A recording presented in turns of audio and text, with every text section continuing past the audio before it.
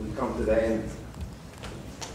So on behalf of the Issam Institute for Public Policy and International Affairs at American University of Beirut, and not the Issam Paris Center for Lebanese Affairs, because sometimes there is confusion, because it is a separate institute, I would like to thank you, the speaker, for the thought-provoking talks, and the discussant for leading the discussion, and the moderators for keeping up with the tight schedule.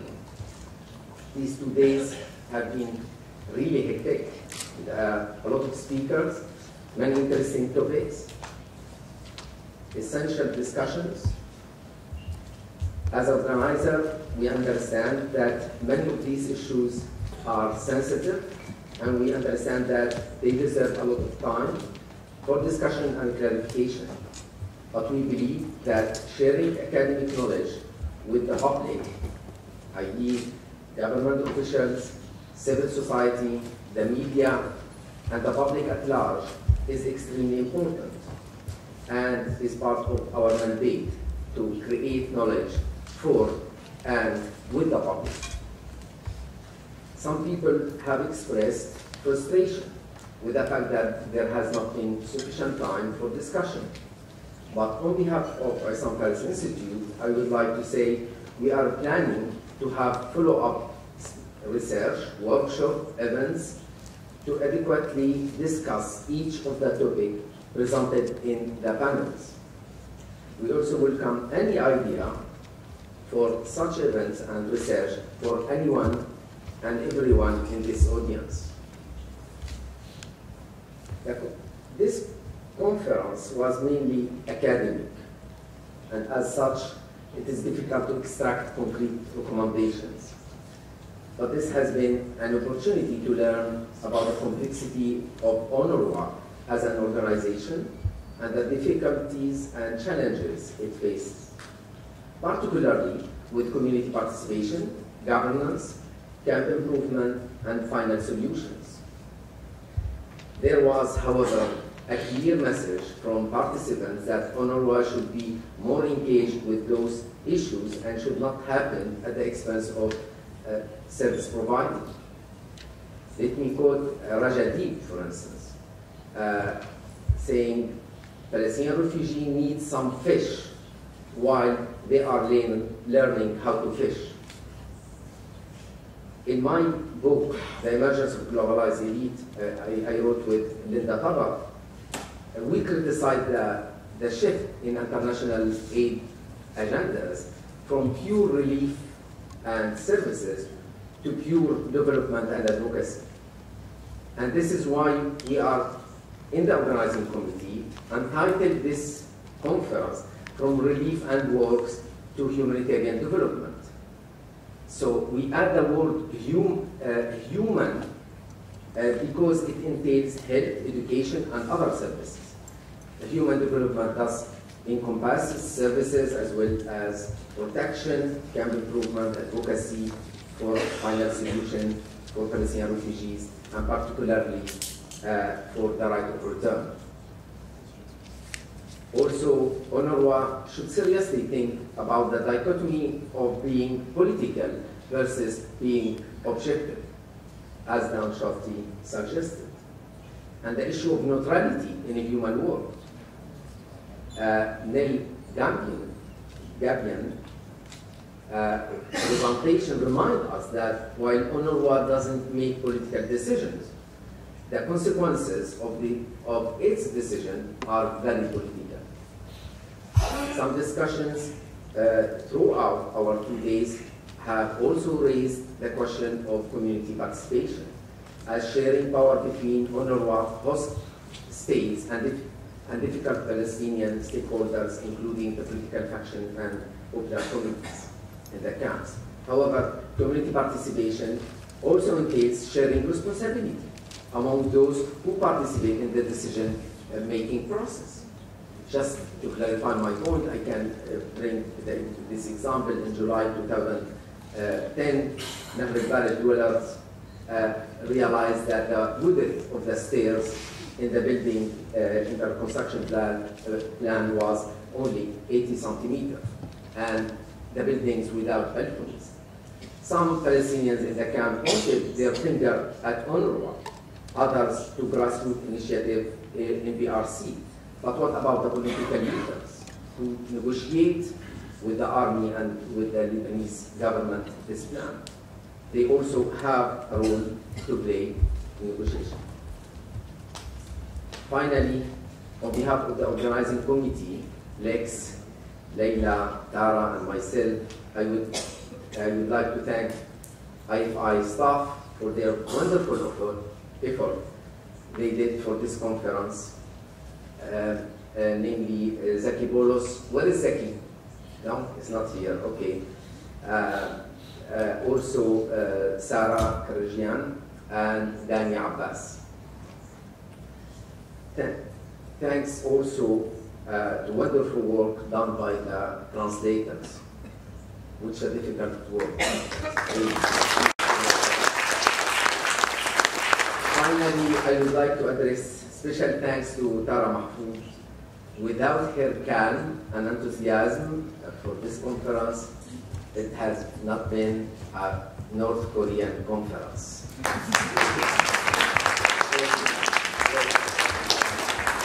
Thank you. And thank you, Sari. And good evening, and thanks to everybody also on behalf of UNRWA. I'd like to, in particular, to thank the American University in Beirut for having hosted this important conference, and the Issam Institute for Public Policy for organizing it together with some of my colleagues. So a special thanks also from me to the organizing committee for the excellent work done. But also a very warm thanks to everybody who has participated in different ways, the panelists, the chairs, the discussants, and the public that has obviously participated very actively and probably would have liked to participate even more if there had been more time. But such is the fate of these conferences, that time is always a limiting factor. I think that from our point of view, from the point of view of UNRWA, this has been a successful conference, so we should be grateful for that in particular.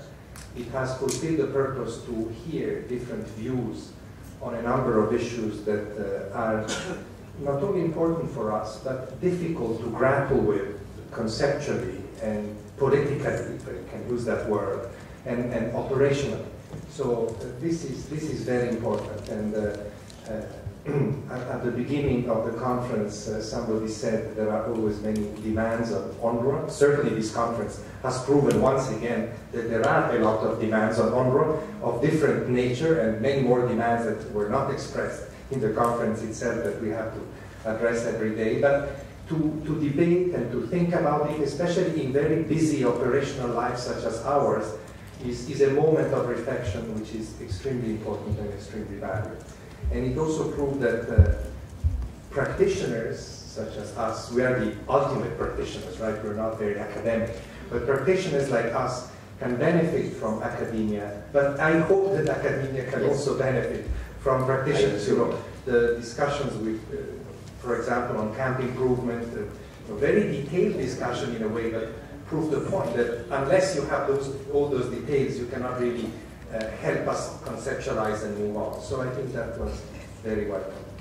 I won't attempt a summary. I think that would be very difficult, and I'm sure the experts will take care of that in the next few weeks.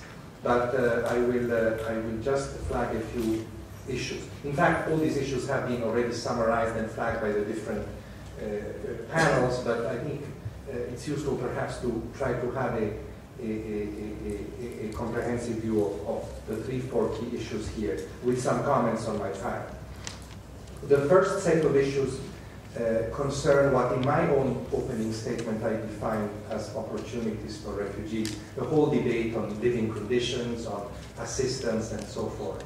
And I'm glad that everybody seems to agree, even from different points of view, that it is important that UNRWA continues to provide opportunities and makes efforts to improve living conditions in the full respect of all of the rights of refugees.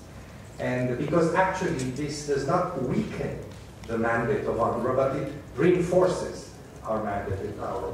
So, and it actually fulfills a whole set of rights, and I insist on that word, rights of refugees to a decent standard of living, to use one of our 4 human development goals. It fulfills rights as well. So it's a very important, it seems quite obvious when you say it, but it was very important to hear back from you that this is a consensus. Linked to this is, of course, the issue that Sari just mentioned about the title. I missed the first debate, but I heard there was some discussion over that. I think, however, it has been conceptually resolved here. Relief to development is a way to describe a continuum, as it has been termed, which is actually almost impossible to describe. I think for decades the aid community has attempted to describe that continuum, and it hasn't really achieved it successfully, perhaps because it is somehow undescribable. Certainly in our case, the fact that we do activities that could be termed development or human development does not negate the importance, the centrality of relief. And actually Karen was reminding me after the first day that this is actually nothing new. We've always done the 2 things. We just maybe evolved the way we approach and we describe human development, trying to stay abreast with thinking in the aid community. But certainly, you know, UNRWA has done this for a long time. And I think that what happened in Gaza last year, I said it already, is the evidence that whenever it's needed, pure humanitarian relief is what we focus on, and we will continue to focus on whenever necessary. And also, the focus that I put in my own opening on the importance of giving opportunity for self-reliance to refugees. This is not in contradiction with assistance. It is well known that assistance can leverage, in fact, human development and self-reliance. Just a point, perhaps a bit more detailed. I actually followed with great attention this morning the whole discussion on camps and camp improvement. I thought it was very interesting. I took on board, as I hope have my other colleagues here, the observation made by some of our own colleagues on the podium that we need to internalize that approach even further in UNRWA. And certainly, to simplify perhaps that point, we need to become more expert in urban development, which is an area that in which we have operated without perhaps a lot of technical expertise. And when you look at the evolution, the physical evolution of some of those camps, it is clear that we may face in the near future some quite dramatic problems. One thing, however, that I'd like to remind everybody, in spite of this, let's not forget what somebody said this morning: most refugees live outside camps. And our main focus is really on providing services. I think it was the director of Lebanon, Salvatore, who said it this morning. Even for people in the gatherings, just to use the example of Lebanon, people have access to services nevertheless. And this is true for not just for Lebanon. And so services, access to services, access to education, access to health, quality of services, this is really the main focus of our work. So as the discussion has been very broad, but has focused a lot in terms of assistance on that particular aspect. Let's not forget that our staff every day faces a lot of other challenges as we speak in a rather lofty way about all these things. Some are programmatic challenges, some are challenges stemming from the lack of resources. Some, and very acute, are challenges linked to the Israeli occupation of the territory, of the Palestinian territory. Some are challenges due to conflict. So I think it is very, very important to, when we talk about assistance and improving living conditions and human development, to look at it perhaps even more comprehensively than this conference has. I think it was very important to focus on what it focused on because it's the most problematic, but the full picture has to be present. And as we continue to examine our role in human development, and hopefully as we go towards other academic discussion, perhaps, for example, I would be very keen to have discussions on the role of UNRWA in education, which is such an important aspect of our work. We are really, and especially an education agency, so I think that it would be very, very useful to look at that aspect as well. I thought the debate on protection, second big issue, was quite good and interesting. I dare say, although I may have to face some opposition there, that what I found of comfort, that again, across the spectrum here, there was, implied or explicit, an acceptance that UNRWA has a protection mandate, something that sometimes is questioned. Certainly, we are developing the application of that mandate more deliberately and more in detail than we have perhaps done in previous decades. And this work has been going on for the past few years. I can only tell you something personally.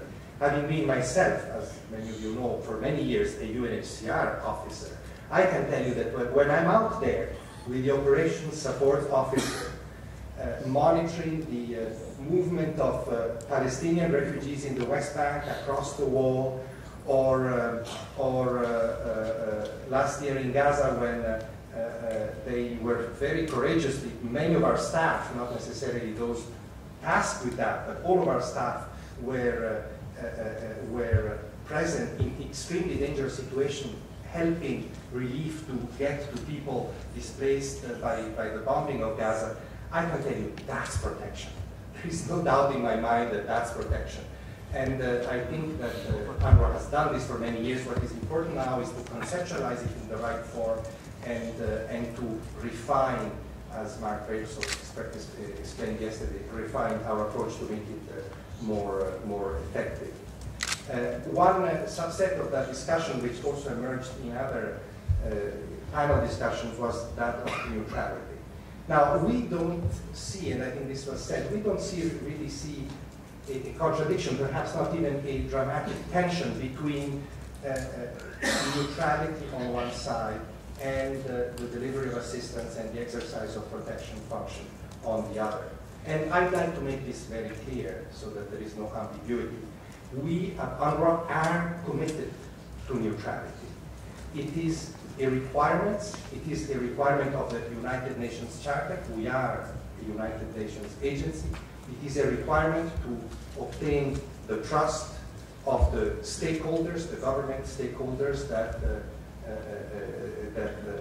as a UN agency direct the work of the agency. It is a requirement in particular when, and unfortunately it happens, we have to operate in conflict zones.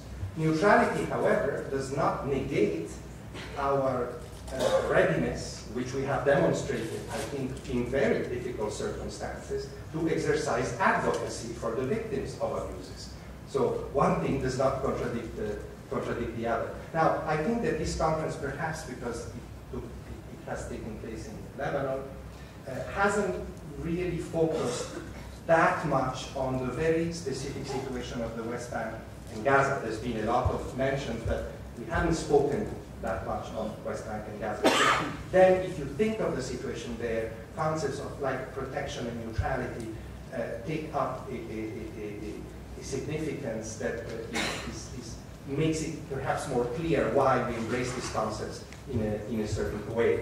But when we talk about advocacy, we should not forget also, and it has been mentioned, but let me mention it once more, that the work that UNRWA has done discreetly, in a facilitating way, sometimes behind the scene, to promote the debate on rights in Lebanon, which has had one first step, one first culmination in the amendments of the 17th of August, is also protection work. It's also work of advocacy, and it is very, very important.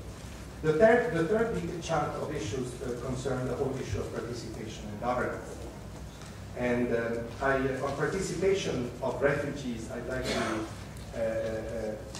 express my gratitude for Ron Chetty's summing up of the panel this morning. I thought it was very gratifying and very true in recognizing that we are trying to stay to be up to date, if I can use this bad word, with the approaches on participation. But we also have a long way to go to become more effective in that particular field. I just happened to be in Arab the day before coming here with Ali Mustafa, and I have to tell you, I had been there for a year and a half, I think, so enormous progress in what has been achieved, also in terms of community contribution to the work being done to improve living conditions, essentially, and to enhance community activities in the camp. But certainly lots of difficulties. And some of the difficulties are because we're not good enough yet in dealing with this aspect of participation. Other difficulties are because participation itself generates a whole new set of complexities that we were not really prepared for. Somebody said this morning something, maybe it was you, Sari, something, or yesterday, something very, very significant, that a community that has been in exile and abused, and whose rights have been trampled through history for so long, certainly its civic sense in terms of participation is affected, is impacted. So we have to keep that in mind as we move into this very important and difficult territory. So I would suggest that as we move on, we will continue to need advice, but in a very realistic manner, because the realities in which we work are very, very complicated. They're not easy realities in terms of taking on board or this issue of participation. This of course, is linked to the issue of governance. I'd also like to be quite clear on this particular point. UNRWA does not have specifically a governance mandate. And the whole issue, and I don't know, I unfortunately missed the last discussion, I don't know if that was mentioned, having worked with refugees now for almost 30 years, the whole issue of governance in refugee communities is a very complicated one everywhere, not just here. I would rather say that UNRWA supports governance through the tools that are part of its mandate, like education, for example, and community services.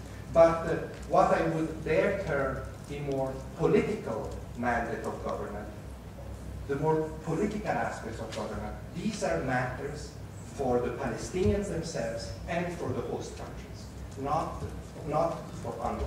So I would like to make clear that we will stay away from that particular aspect of governance, while at the same time, as was repeated many times, remaining fully aware of the political impact that some of our decisions can make. But this is quite something else. I think that we need to be clear on that one. And the issue of governance is, of course, also linked to the last of the four big chunks of issue, the issue of durable solutions that was discussed by the panel this afternoon. I thought that was a very important, if perhaps the most difficult discussion. I would like to repeat what I said at the very beginning, that whatever the status of the peace process, and what we see in the last few hours doesn't seem very encouraging, but whatever the status of the peace process, it is never too soon to at least debate and prepare, not just UNRWA, but all of us, to the moment where a solution will be put on the table, perhaps in the way that Rex described. We will hear or read on the New York Times what the solution is. Let's hope not, but it may well be the case. Again, one third big point of clarity, I'd like to make it clear, although it was already, seeking solution to the refugee problem is the responsibility of the political actors, and in particular of the parties to the conflict, in full respect, I would suggest, of UN resolution and of the rights of the refugees. But we, on our side, we will continue, as Leila said, to advocate for the refugees to be able to exercise both their rights and their choices in this particular context. In spite, I would say, of the possibility, I may not say likelihood, but possibility that we may be excluded from that discussion on the solution. That is probably going to happen, I agree.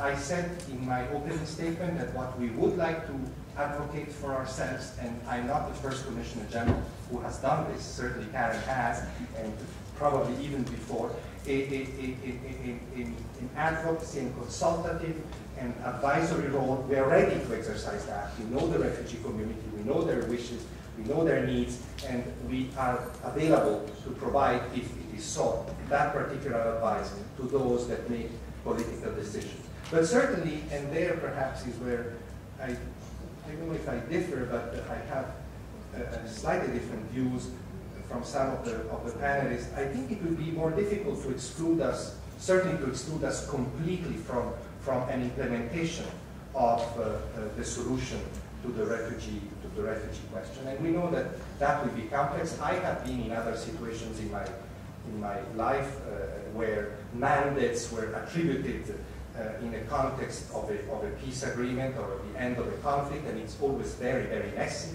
We know that, and that's why it is perhaps good to start preparing for that. But what is important, I think, without going into details that we don't know, and it's not up to me to discuss, what is important is that in whatever dispensation will emerge from the peace discussions, the knowledge that we have, the experience that we have with refugees, the data that we have in terms of registration and so forth, the assets, nobody has spoken about that, the schools, the health centers, the human assets, our own staff that we have, and last but not least, the trust, to a certain extent, that has been established over the decades between UNRWA and the refugees. I hope that all this huge capital will not be wasted. And I think it will be very important that this capital is utilized. I'm not saying this for sentimental reasons, because UNRWA has been around for 62 years, so it would be nice that it goes on for another 10 years or 20. No, but because I think this is, first, very useful for everybody, and it is a way to ensure, if I may say, that the rights and the wishes of the refugees are respected to the extent possible. And to that, I certainly commit our organization to work in that direction. Before I conclude, I just want to say one word. Well, first of all, let me say one important point. I thank the organizers at the beginning. I think it is incumbent on me, on behalf of all my colleagues, to thank at this point some of the participants, specifically in the conference itself, and in particular the representative of the host countries, Ali Mustafa, Wajia Zaize, Mohammed Abu Bakr, who, and of course Maya Majzoub. I don't think she's here because I just saw her somewhere else. And really their role is very, very important to continue to talk about these things also in other and more official fora. So thank you very much for participating with a lot of enthusiasm and energy and contributing to the debate. I'd like also to thank the other big government stakeholders, the donors that have been present. Many of them, I won't recognize all of them, have been present here in this conference. Their task is not easy. I said it, I want to say it again. It's very important to recognize that it has been a very difficult time for donors to sustain the big demands of a program like UNRWA. It's not just our general fund, it is Nahr al-Barid, it is the emergency appeal in Gaza and the West Bank, it is now the reconstruction of Gaza perhaps, it is a host of different projects like NERAB and elsewhere. We are well over, an agency which is worth, if I may use this word, well over $1 billion a year. And this day and age, this is a big demand that we're putting on donors. And we will continue to ask for more, because we think that it is very important to support refugees, but we want to recognize also their extraordinary efforts. Let me thank also civil society that is present here in many, many different forms. Their contributions are sometimes challenging, sometimes they disagree with what we do, but let me assure you, we're open to your observation and we take them on board as much as we can, because they're very they're very useful and important. I just want to conclude by saying one thing. Yesterday, in the opening, I quoted a refugee representative in Dhaka. I think Roger was with me. And he said, UNRWA is our homeland, and I quoted this. Now, of course, this was even quoted today in one of the Lebanese newspapers attributed to me. This refugee said, UNRWA is the Commissioner General's, or the Commissioner General is my homeland, or something like that. This is maybe straight a little bit too far, but maybe the fifth avatar. But I would like to say that I hope everybody understands why I said this. I don't think that the refugee meant that UNRWA is the refugee's homeland. Of course he didn't. But I think it was very important I just wanted to stress how important it is to remember all the time that this conflict and this issue of refugees has essentially, in the end, a human dimension. And that losing one's home is one of the most tragic losses that one can have in life. And if we forget this, then we don't understand the refugee issue, and we won't be able to find good solutions to put an end to it. Thank you very much.